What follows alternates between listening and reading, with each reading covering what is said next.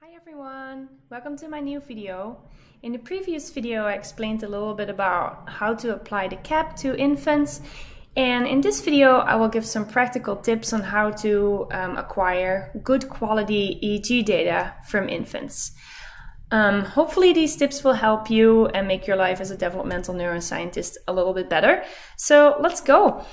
For the first step, I would recommend to divide your task into blocks with breaks in between. So in adult data, you usually have these long experiments of 35 or sometimes 45 minutes, and you just have to do them in a continuous stream. With babies, this is absolutely not possible. So you really have to divide your task into tiny blocks. They should be about 2 to 5 minutes to be very successful. So these blocks give you some really great advantages. So it gives you the ability to make some small adjustments in the break. For instance, put them a little bit differently on the chair or give mom some feedback. It also gives you the ability to throw away whole blocks of data. So you don't have to be like marking bad periods of data. You can just throw away the whole block for when an infant cried, for instance. And then if the baby starts crying, you do not have to stop the whole task. So if you have a continuous task, you would have, if the baby starts crying, you would have to stop the whole task, and then you probably miss a lot of trials, especially if the task keeps on going. So it's very important to have these blocks, because if the baby starts crying, just let them finish the block and then try to quiet them, try to calm them down in the break. And then you can continue with the next blocks. And then this block, unfortunately, has to be thrown away, but that's okay. Then you should add some distractors to the task. So a distractor is something really helpful. So it can be something that attracts a lot of attention for babies, that is moving objects, very colorful. So we had some colorful rings that were going around in the screen up and down and zooming in, zooming out. And babies really liked looking at these. So the moment when babies started looking away, looking around the room, we would hit the space bar, and then on the screen it would give these nice zooming out rings that were colorful. And then the baby would immediately be like, oh, I like this again. And then when you have the attention, we press the space bar again, and then our experiment would continue. So it's really helpful to program this into your task. So it should be colorful, moving. It's very ideal for visual paradigms where you need their visual attention. And then it grabs attention back to the screen, basically. So also make sure that you can talk to the participant and the baby. So we use some kind of baby phone communicating system where we could talk to the mom or the dad in the other room and to the baby. We would just give some updates. So we give some directions during the breaks. For instance, you're doing super great, continue what you're doing. That's a good thing also, by the way. Another tip is to always be super positive. So even if the baby is crying and it's not going super well, always give feedback that it's going really well. Especially if you're doing longitudinal studies, be super positive. All the data we can use. If mom is a little bit worried, like, oh, can you still use the data? Then just tell them that there's definitely something useful and that she's doing a really great job.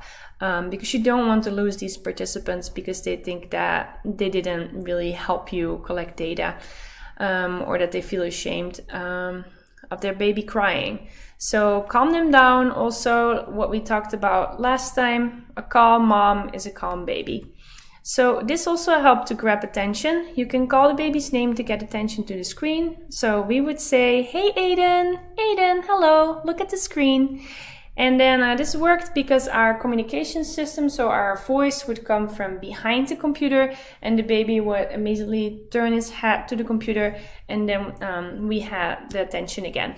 So that can work out really great too. Then it's very important to have a quiet and dark room.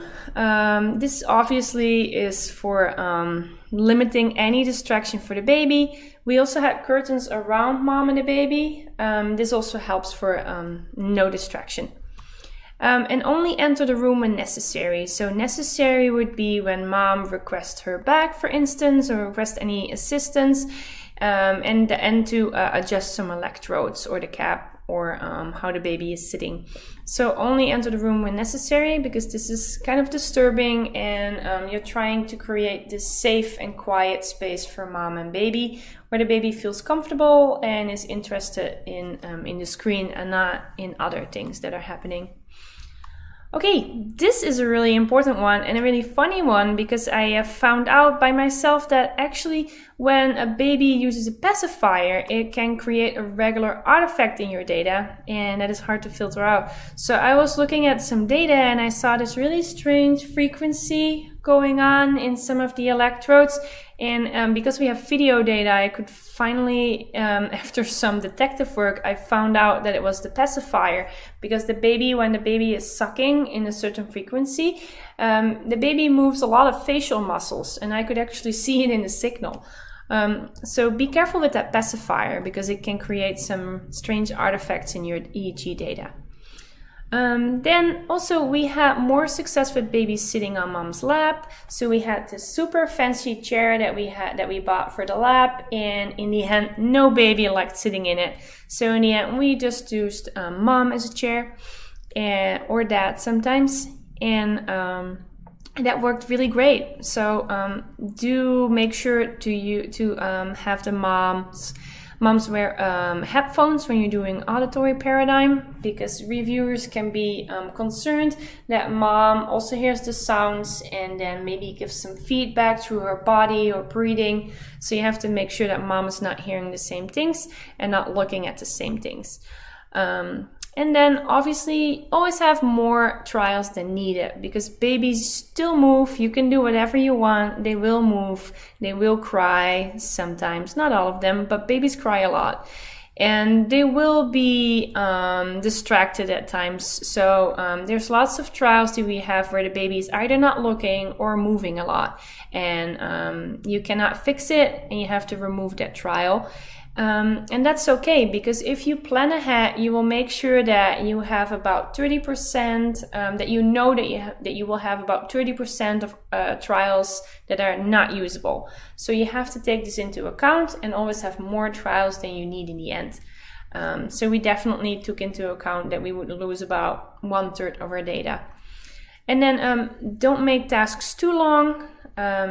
Because we discussed this already, babies' attention spans are super short, so you really have to make sure that your task is not too long, but also have more trials than needed. So it is a little bit of a difficult balance, definitely.